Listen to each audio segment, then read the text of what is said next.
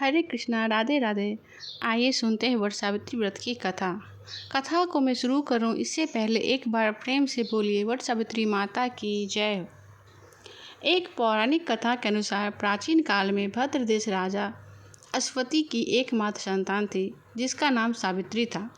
राजर्षि को संतान प्राप्ति कई वर्षों तक पूजा अर्चना करने के बाद हुई थी। कन्या बड़े होकर अत्यंत तेजस्वी और रूपवान हुई, लेकिन सावित्री के विवाह के लिए उसके पिता को कोई योग्य वर नहीं मिल रहा था।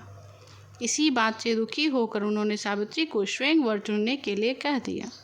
एक दिन तपोवन में भटकते हुए सावित्री की भेंट शाल्व देश के राजा दुत्मसेन के पुत्र सत्यवान से हुई।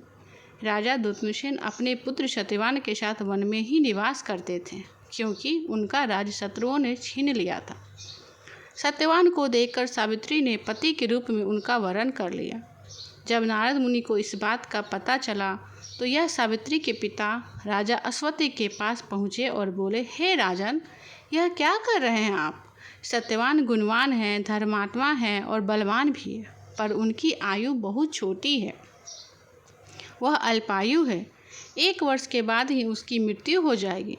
नारद जी ने सावित्री को ही भी चेतावनी देते हुए कहा कि पुत्री, तुमने जिस राजकुमार को अपने वर के रूप में चुना है वह अल्पायु है। तुम्हें किसी और से विवाह करना चाहिए। ऋषि राज नारद की बात सुनकर राजा अश्वति अत्यंत चिंतित हुए और दुखी भी हो गए। यह देखकर सावित्री ने अपने पिताजी से कहा, आर्य, कन्याएं अपने पति का 1 बार ही वरण करती हैं और राजा भी 1 बार ही आज्ञा देता है, इसलिए मैं सत्यवान से ही विवाह करूंगी। सावित्री अपने निर्णय पर अडिग रही और आखिरकार उनका विवाह सत्यवान से हो गया। विवाह के पश्चात वे राजवैभव छोड़कर वन गमन कर गई और वहां अपने पति और परिवार की सेवा करने लगी।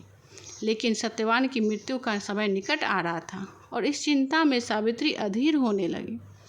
सावित्री ने अपने पति की दीर्घायु के लिए उपवास रखना शुरू कर दिया। साथ ही उन्होंने नारद मुनि द्वारा कथित निश्चित तिथि पर पितरों का पूजन भी किया। जिस दिन सत्यवान के महाप्रयाण का दिन था, उस दिन वह लकड़ियां काटने जंगल गए। सावित्री भी उनके पीछे जंगल की ओर निकल पड़ी। वहां सत्यवान को बदर्द होने लगा और वे मूर्छित होकर धरती पर गिर पड़े। सावित्री ने सत्यवान के सिर को अपनी गोद में रख लिया और वहां यमराज प्रकट हो गए। बिना विचलित हुए सावित्री ने पूरे विश्वास के साथ यमराज जी से सत्यवान के प्राण न ले जाने की प्रार्थना की, लेकिन यमराज देव नहीं माने। सावित्री भी अपनी बात पर अडिग रही और यमराज जी के पीछे पीछे प्रार्थना करते हुए चलने लगी। यमराज ने सावित्री को समझाने की कोशिश की कि यही विधि का विधान है, लेकिन सावित्री ने उनकी एक न सुनी। आखिरकार सावित्री की निष्ठा को देखकर यमराज ने कहा, हे देवी, तुम धन्य हो। मैं सत्यवान के प्राण नहीं छोड़ सकता। तुम मुझसे कोई और वरदान मांग लो। यह सुनकर सावित्री ने यमराज जी से कहा, मेरे सास ससुर वनवासी और अंधे हैं, उन्हें आप दिव्य ज्योति प्रदान करें। यमराज ने उसे यह वरदान दिया और वहां से लौट जाने के लिए कहा, लेकिन पतिव्रता सावित्री यमराज जी के पीछे पीछे चलती रही। यमराज ने फिर उन्हें लौट जाने के लिए कहा, किंतु इसके जवाब में सावित्री ने कहा, हे भगवान, मुझे अपने पतिदेव के पीछे पीछे चलने में कोई दिक्कत नहीं है। यह सुनकर यमदेव ने उन्हें एक और वरदान मांगने के लिए कहा। सावित्री ने 100 पुत्रों की माँ होने की वरदान मांगी। यमराज ने कहा, ठीक है।